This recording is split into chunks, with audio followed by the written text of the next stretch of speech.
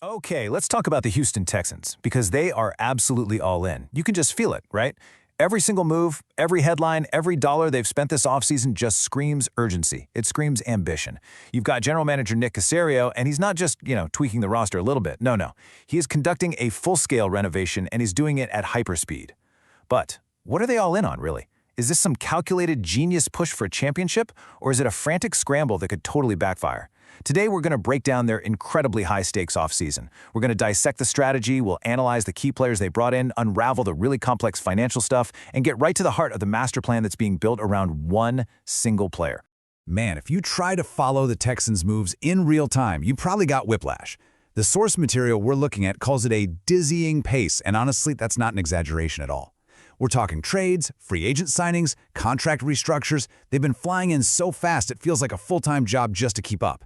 But here's what's so critical to understand. This isn't chaos. This is calculated aggression, and it's happening on both sides of the ball. Now, we're going to focus mostly on the offense today, but it's worth pointing out that they've also poured a ton of resources into the defensive line and the secondary. This is a complete team-wide overhaul. Every single move is a deliberate piece of a much larger puzzle Caserio's putting together, and our job right now is to figure out how to put that puzzle together. So that leads us to the big question, right? What is the master plan here? What's the one thread that connects all these moves that, on the surface, seem kind of frantic? Is it a stroke of genius, a meticulous blueprint to build a dynasty around a young star quarterback? Or is it a desperate, high-stakes gamble where they're pushing all their chips into the middle of the table for just one shot at glory? That is the question we are going to answer. So let's start peeling back the layers and uncover the logic behind this frenzy. To really get what the plan is, you first have to get inside the mindset that's driving it. See, this isn't your typical run-of-the-mill roster refresh where you just plug a few holes left by guys who retired or left. Not at all. This is a fundamental teardown and rebuild of the team's core, and it's all happening in one single offseason. It's all being driven by this singular, powerful focus that you only ever see when a front office believes its window to win isn't just opening, but that it's wide open right now. They're operating with the belief that the time for being patient is over. The time to win is now. So when you look at their to-do list, it is ambitious to say the least. It all starts with a massive roster reshuffle, basically moving on from players who just don't fit the new vision. Then, it's about aggressively filling those key positions of need, and not with stopgaps, but with real, impactful talent. Now, both of those things serve the third and maybe the most critical goal, maximizing a Super Bowl window that they believe is very, very real. But all of these objectives, every single one of them, they all point directly to that fourth and final item on the list, which is the true foundation of this entire strategy. Give quarterback C.J. Stroud absolutely everything he needs to not just succeed, but to dominate. All right, so how exactly are they pulling off this ambitious plan? To really understand the strategy, we can't just look at the positions they've filled, we have to look at the type of players they've targeted. So let's do a little anatomy of this reshuffle and examine some of the key moves that really pull back the curtain on their philosophy, starting with a trade that was about way more than just what happens on the field. Let's start with getting running back David Montgomery. Now, on the surface, yeah, it's a solid move. You add a reliable, tough runner to your backfield. Great. But the real value here, the reason the Texans specifically targeted him, lies way beyond the box score. See, the David Montgomery trade isn't just about adding a running back. It's about deliberately injecting a specific kind of culture right into the heart of the offense. It's about adding a leader, a tone setter, a battle-tested veteran presence into what is still a pretty young locker room.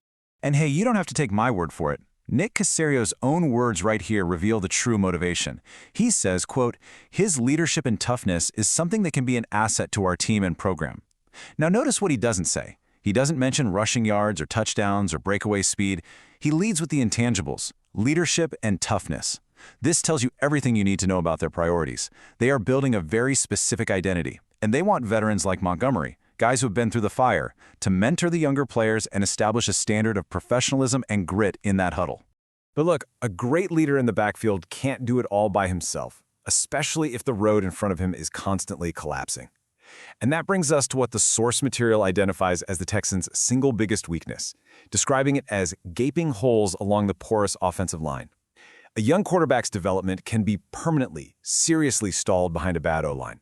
So this right here is where the Texans' offseason strategy gets really, really interesting and very specific.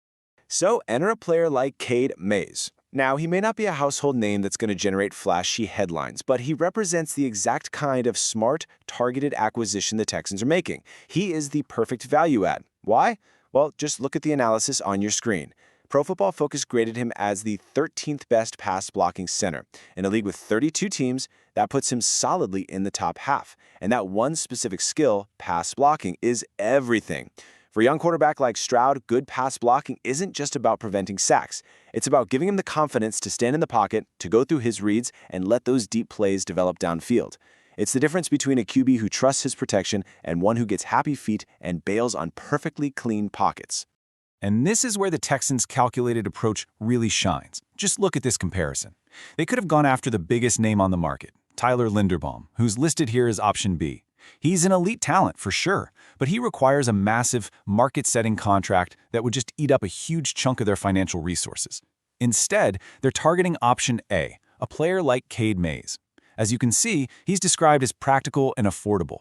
He fills that veteran need and, crucially, he's a strong pass blocker. This shows us that Caserio isn't just throwing money at problems. He's finding the most efficient and effective solutions, prioritizing specific skills over big, splashy names. But even smart, value-oriented moves come with a price tag. And when you make as many moves as the Texans have, those price tags add up, and they add up fast. So the natural question is, how are they affording the spending spree? How are they making all the numbers work? Let's dive into the financial wizardry behind their offseason and see how they've created the flexibility to be this aggressive. Well, the first part of the answer is pretty simple. They started from a position of strength. Heading into free agency, the Texans had over $30 million in effective salary cap space. I mean, that number represents some serious financial firepower. It allowed them to walk into the open market not as window shoppers, but as serious buyers, with the capital they needed to make multiple big moves without having their backs against the wall right from the start. But see, having cap space is one thing. Using it to its absolute maximum potential is something else entirely.